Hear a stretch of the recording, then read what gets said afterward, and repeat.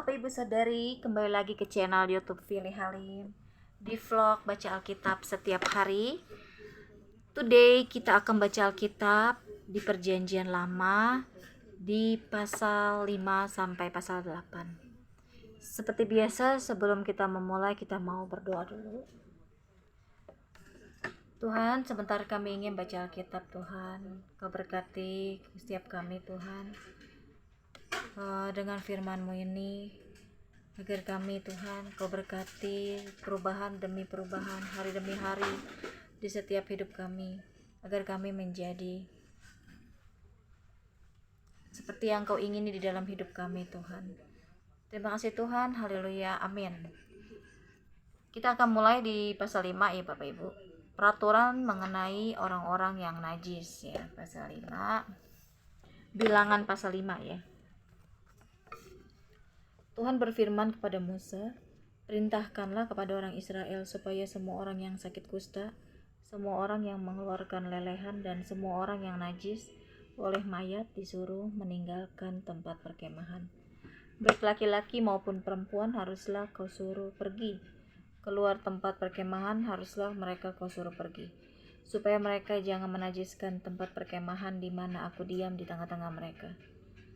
Maka orang Israel berbuat demikian. Mereka menyuruh orang-orang itu meninggalkan tempat perkemahan seperti yang difirmankan Tuhan kepada Musa. Demikianlah diperbuat orang Israel. Peraturan mengenai penebusan salah. Tuhan berfirman kepada Musa, "Berbicaralah kepada orang Israel. Apabila seseorang laki-laki atau perempuan melakukan sesuatu dosa terhadap sesamanya manusia, dan oleh karena itu berubah setia terhadap Tuhan, sehingga orang itu menjadi bersalah, maka haruslah ia mengakui dosa yang telah dilakukannya itu, kemudian membayar tebusan sepenuhnya dengan menambah 1/5, lalu menyerahkannya kepada orang terhadap siapa ia bersalah. Tetapi apabila orang itu tidak ada kaumnya, kepada siapa dapat dibayar tebusan salah itu, maka tebusan salah yang harus dibayar itu menjadi kepunyaan Tuhan. Dan adalah bagian imam, belum terhitung domba jantan pendamaian yang dipakai untuk mengadakan pendamaian bagi orang itu. Dari persembahan-persembahan kudus yang disampaikan orang Israel kepada imam, persembahan khususnya adalah bagian imam. Sedang persembahan-persembahan kudus yang dibawa oleh seseorang adalah bagian orang itu sendiri. Hanya apa yang diserahkannya kepada seorang imam adalah bagian imam itu. Hukum mengenai perkara cemburuan. Tuhan berfirman kepada Musa, "Berbicaralah kepada orang Israel dan katakanlah kepada mereka, apabila istri seseorang berbuat serong dan tidak setia terhadap suaminya, dan laki-laki lain tidur dan bersetubuh dengan perempuan itu dengan tidak diketahui suaminya, karena tinggal rahasia bahwa perempuan itu mencemarkan dirinya, tidak ada saksi terhadap dia, dia tidak kedapatan. Dan apabila kemudian roh cemburu menguasai suami itu sehingga ia menjadi cemburu terhadap istrinya dan perempuan itu memang telah mencemarkan dirinya, atau apabila roh cemburu menguasai suami itu sehingga ia menjadi cemburu terhadap istrinya walaupun perempuan itu tidak mencemarkan dirinya, maka haruslah orang itu membawa istrinya kepada imam. Dan orang itu harus membawa persembahan karena perempuan itu sebanyak 1/10 eva tepung jelai, yang ke atasnya tidak dituangkannya minyak dan yang tidak dibubuhinya kemenyan, karena korban itu ialah korban sajian cemburuan, suatu korban peringatan untuk mengingatkan kepada kedurjanaan. Maka haruslah imam menyuruh perempuan itu mendekat dan menghadapkannya kepada Tuhan. Lalu imam harus membawa air kudus dalam suatu tempayan tanah, kemudian harus memungut debu yang ada di lantai kemah suci dan membubuhnya ke dalam air itu. Apabila imam sudah menghadapkan perempuan itu kepada Tuhan, haruslah ia menguraikan rambut perempuan itu, lalu meletakkan korban peringatan, yakni korban sajian cemburuan, ke atas telapak tangan perempuan itu. Sedang ke tangan imam haruslah ada air pahit yang mendatangkan kutuk. Maka haruslah imam menyumpah perempuan itu dengan berkata kepadanya, "Jika tidak benar ada laki-laki yang tidur dengan engkau, dan jika tidak engkau tidak berbuat serong kepada kecemaran, padahal engkau di bawah kuasa suamimu, maka luputlah engkau dari air pahit yang mendatangkan kutuk ini. Tetapi jika engkau padahal engkau di bawah kuasa suamimu, berbuat serong dan mencemarkan dirimu oleh karena orang lain dari suamimu sendiri bersetubuh dengan engkau, Dalam hal ini haruslah imam menyumpah perempuan itu dengan sumpah kutuk.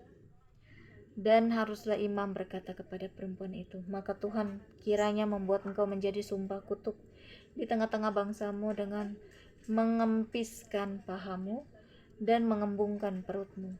Sebab air yang mendatangkan kutuk ini akan masuk ke dalam tubuhmu untuk mengembungkan perutmu dan mengempiskan pahamu. Dan haruslah perempuan itu berkata, amin, amin. Lalu imam harus menuliskan kutuk itu pada sehelai kertas dan menghapusnya dengan air pahit itu. Dan ia harus memberi perempuan itu minum air pahit yang mendatangkan kutuk itu.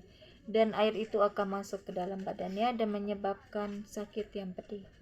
Maka haruslah imam mengambil korban sajian cemburuan dari tangan perempuan itu, lalu mengunjukkannya ke hadapan Tuhan dan membawanya ke mezbah.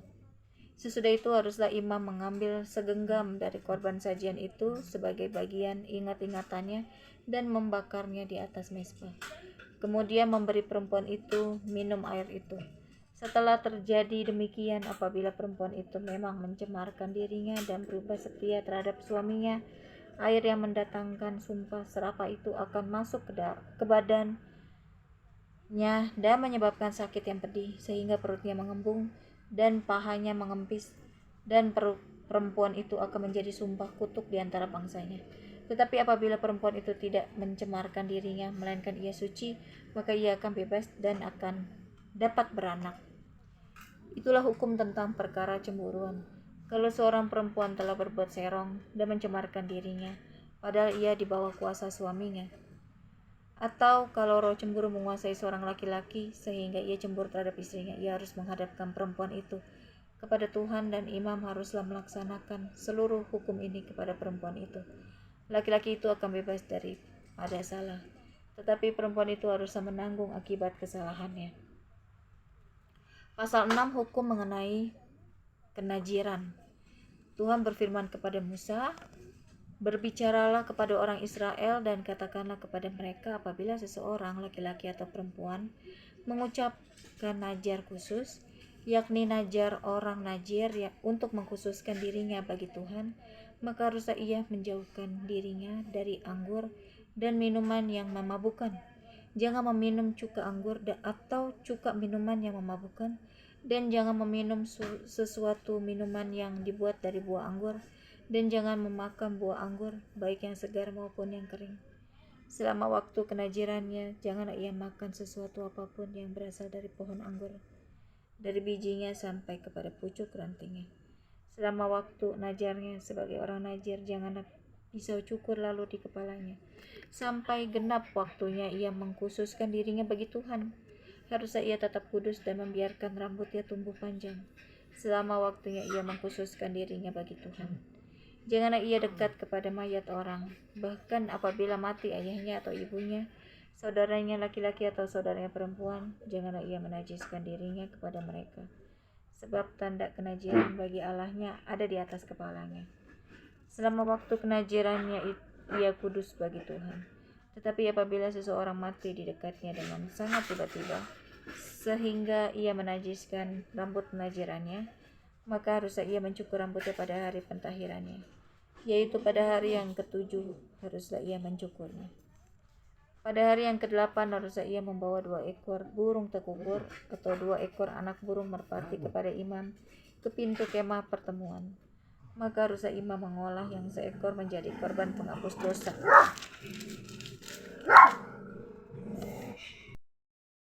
dan yang lain menjadi korban bakaran, dan mengadakan pendamaian bagi dia, oleh karena dia telah berdosa dengan berada dekat mayat. Pada hari itu juga ia harus menguduskan kepalanya dan mengkhususkan waktu kenajirannya bagi Tuhan. Ia harus membawa seekor domba jantan berumur setahun menjadi korban penebus salah. Hari-hari yang sudah lewat dianggap batal, karena rambut kenajirannya telah menjadi najis. Dan inilah hukum tentang seorang najir. Apabila waktu kenajirannya genap, ia harus dibawa ke pintu kemah pertemuan, dan ia harus mempersembahkan sebagai persembahannya kepada Tuhan seekor domba jantan berumur setahun yang tidak bercela, untuk korban bakaran, dan seekor domba betina berumur setahun yang tidak bercela untuk korban penghapus dosa, dan seekor domba jantan yang tidak bercela untuk korban keselamatan. Juga sebakul roti yang tidak beragi, yakni roti bundar dari tepung yang terbaik, yang diolah dengan minyak, dan roti tipis yang tidak beragi diolesi dengan minyak, serta dengan korban sajian dan korban-korban curahannya.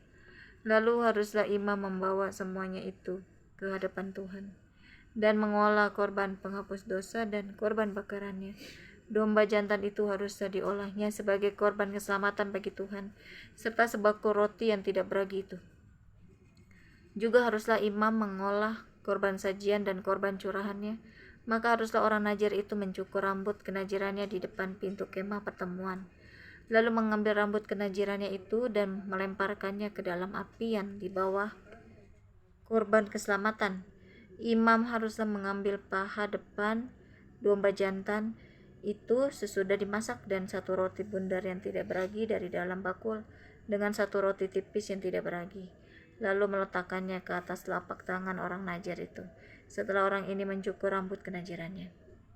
Kemudian haruslah imam mengunjukkan semuanya itu ke hadapan Tuhan sebagai persembahan unjukan.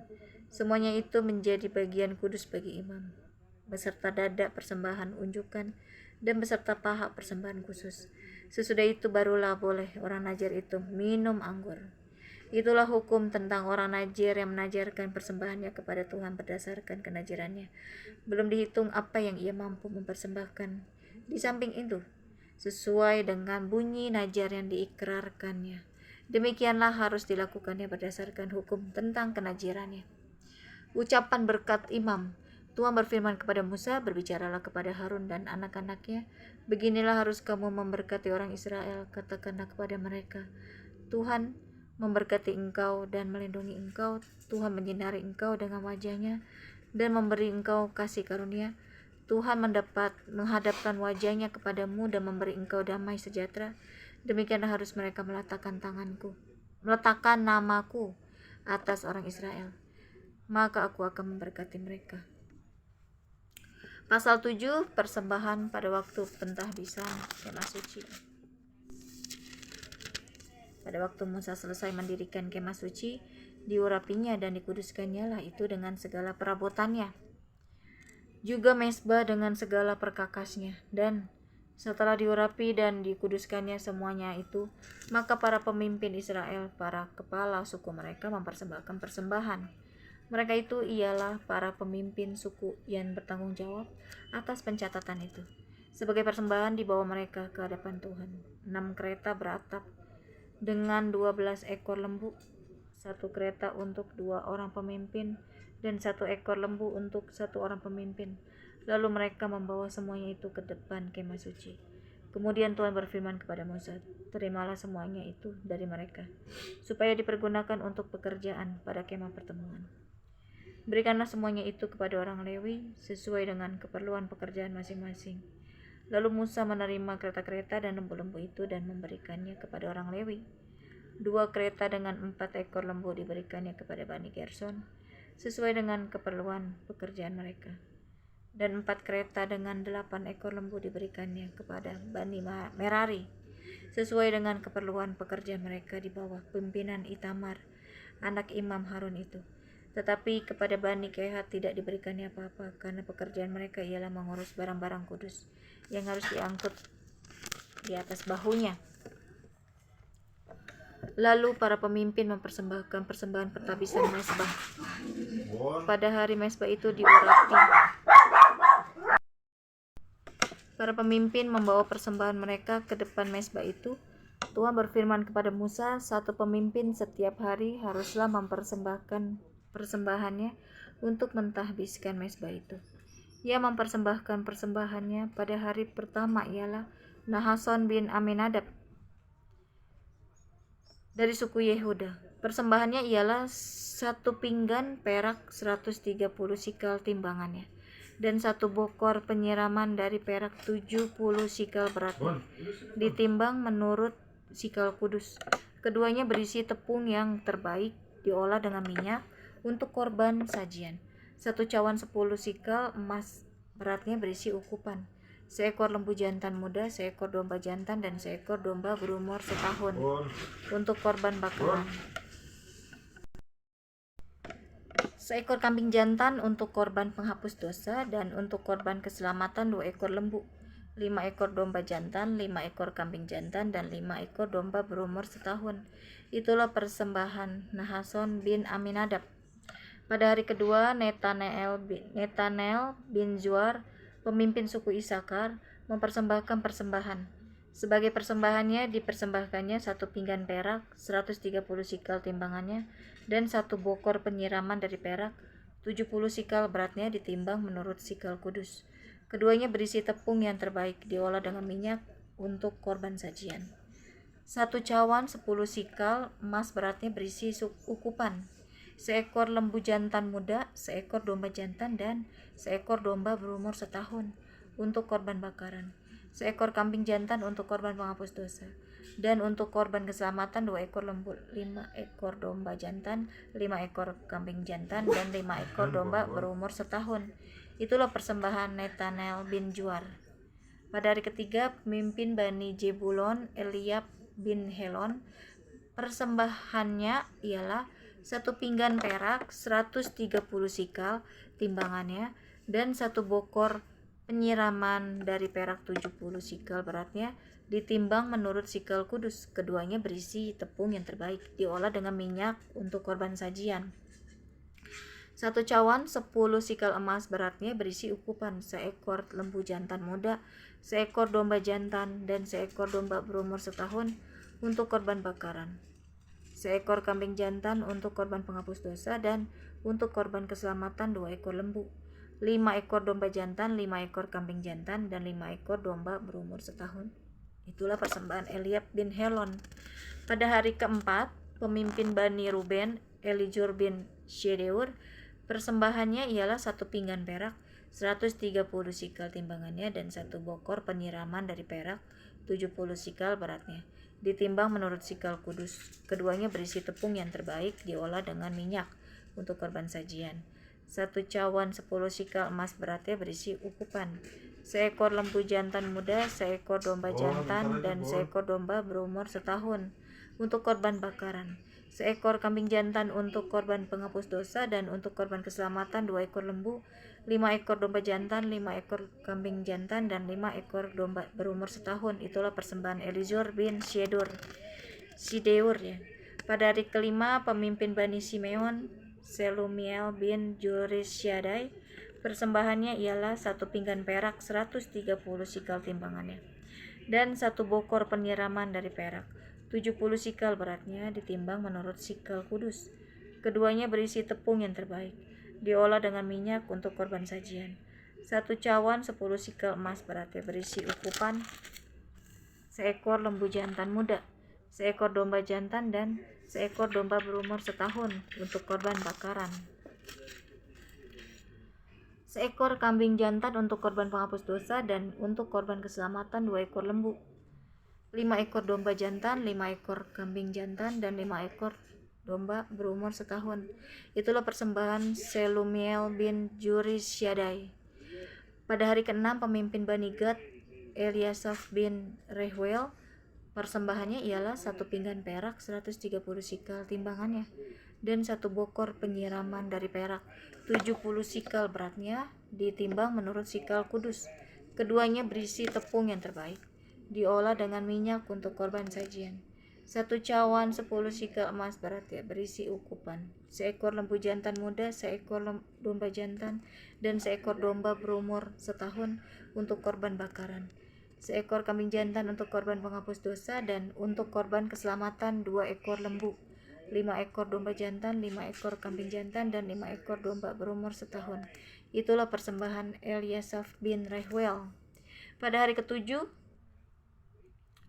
pemimpin Bani Efraim, Elisama bin Amihud, persembahannya ialah 1 pinggan perak, 130 sikal timbangannya, dan 1 bokor penyiraman dari perak, 70 sikal beratnya, ditimbang menurut sikal kudus. Keduanya berisi tepung yang terbaik, diolah dengan minyak untuk korban sajian.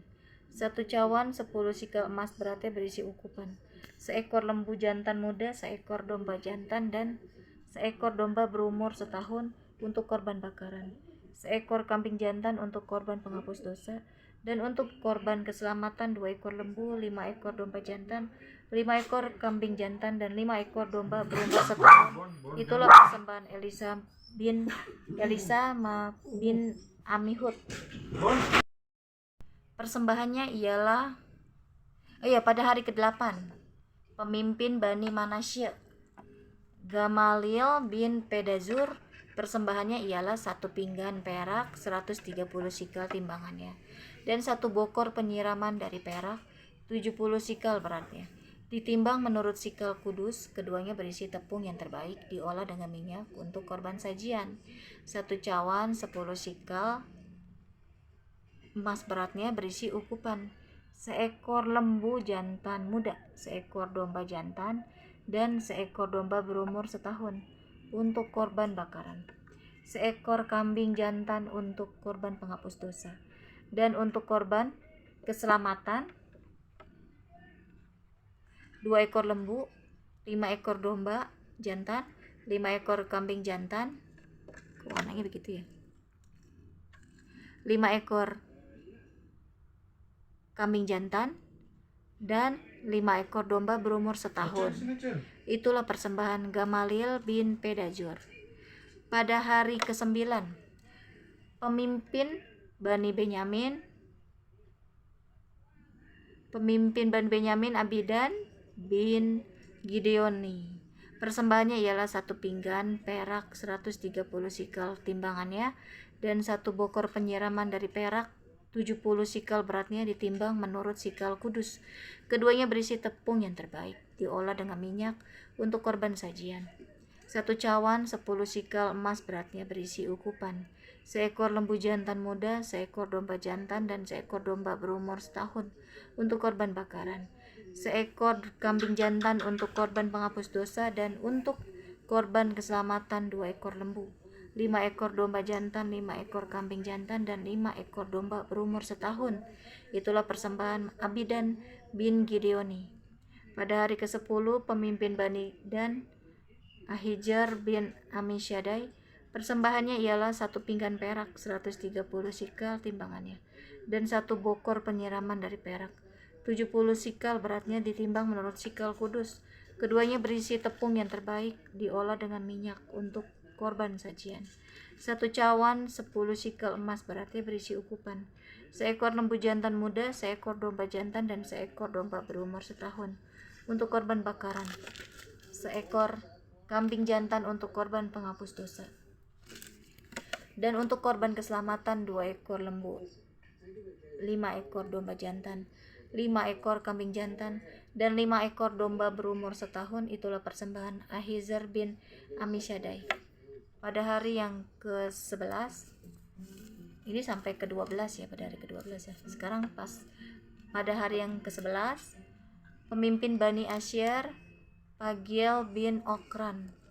Persembahannya ialah 1 pinggan perak 130 sikal timbangannya, dan 1 bokor penyiraman dari perak 70 sikal beratnya, ditimbang menurut sikal kudus. Keduanya berisi tepung yang terbaik diolah dengan minyak untuk korban sajian. 1 cawan 10 sikal emas beratnya berisi ukupan. Seekor lembu jantan muda, seekor domba jantan, dan seekor domba berumur setahun untuk korban bakaran. Seekor kambing jantan untuk korban penghapus dosa. Dan untuk korban keselamatan 2 ekor lembu, 5 ekor domba jantan, 5 ekor kambing jantan, dan 5 ekor domba berumur setahun. Itulah persembahan Pagiel bin Okran. Pada hari ke-12 pemimpin Bani Naftali Ahira bin Enan.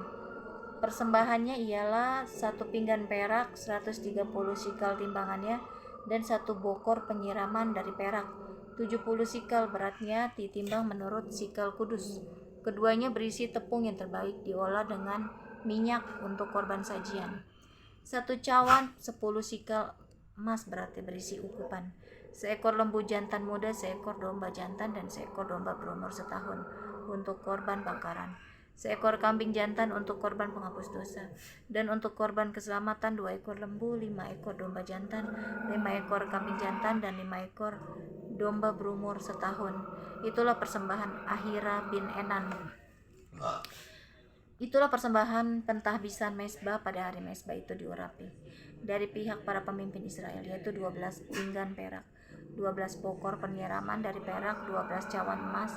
Beratnya tiap-tiap pinggan adalah 130 sikal perak, dan beratnya tiap-tiap pokor penyiraman adalah 70 sikal. Segala perak perkakas itu ada 2.400 sikal beratnya, ditimbang menurut sikal kudus.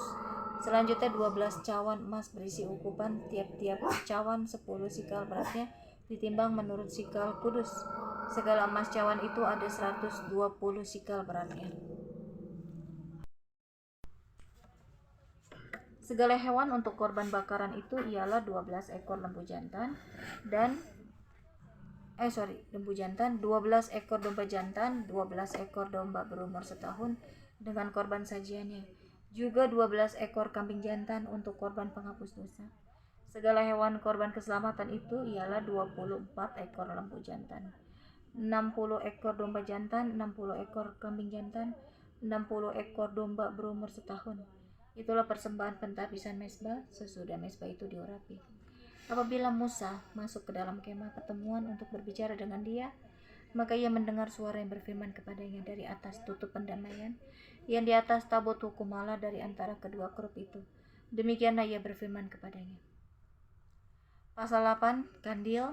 Tuhan berfirman kepada Musa, berbicaralah kepada Harun dan katakanlah kepadanya, apabila engkau memasang lampu-lampu itu, haruslah ketujuh lampu itu menerangi yang di sebelah depan kandil. Demikianlah diperbuat Harun. Di sebelah depan kandil dipasangnya lah lampu-lampunya seperti yang diperintahkan Tuhan kepada Musa. Dan beginilah kandil itu dibuat dari emas tempaan.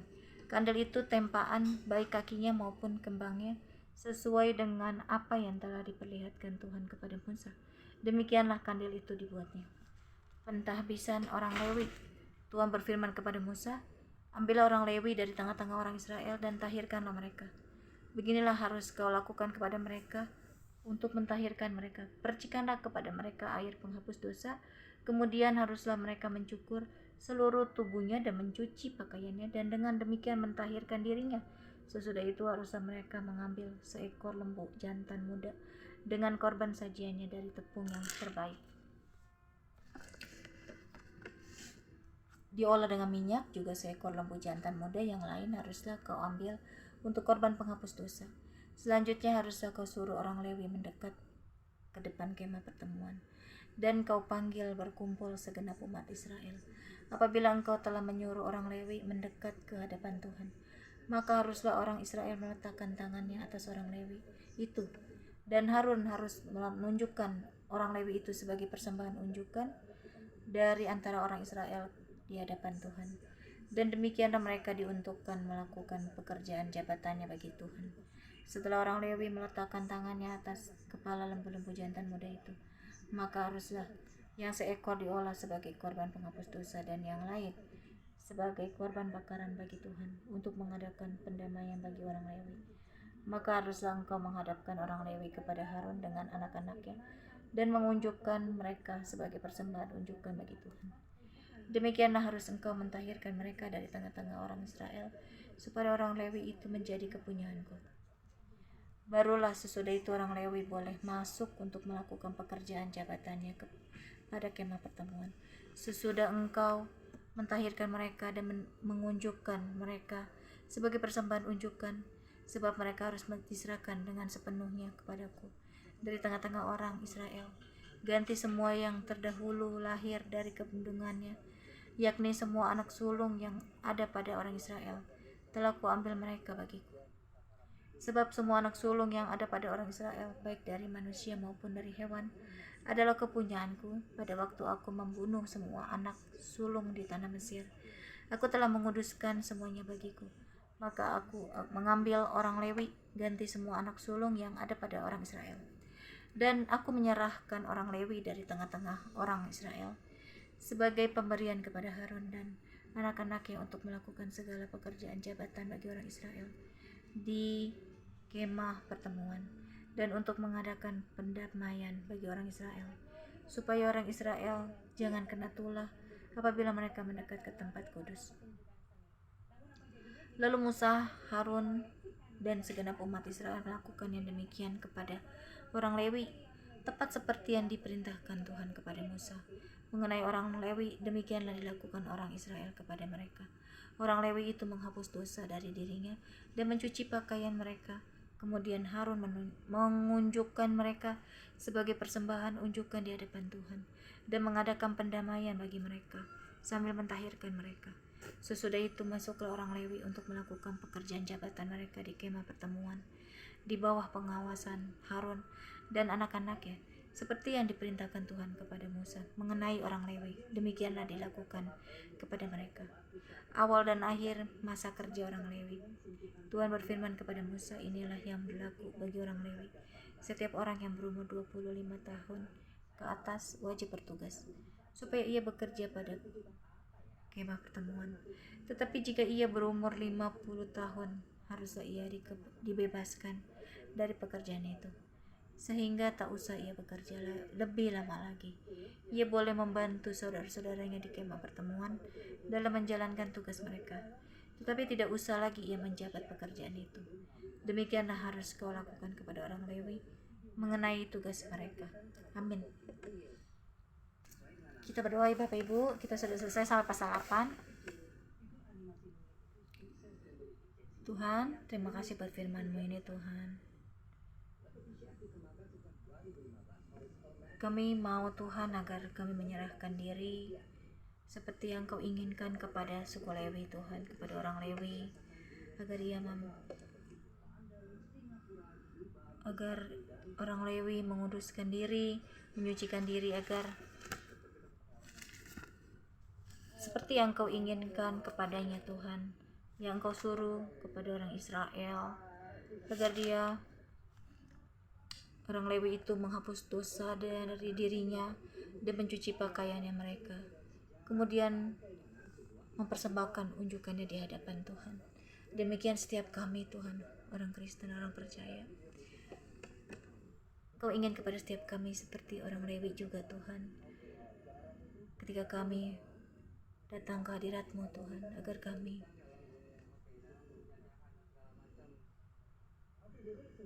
kami datang kepadamu, minta ampun, agar Engkau menyucikan, kuduskan kami Tuhan, agar kami layak di hadapan-Mu Tuhan. Terima kasih Tuhan, Engkau mengingatkan setiap kami dari firman-Mu ini.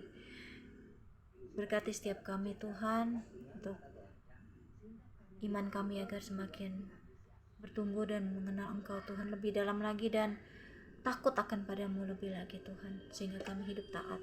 Terima kasih Tuhan, haleluya, amin. Amin. Bapak Ibu Saudari, sekian sudah baca Alkitab kita hari ini di Bilangan pasal 5-8. Tuhan Yesus memberkati.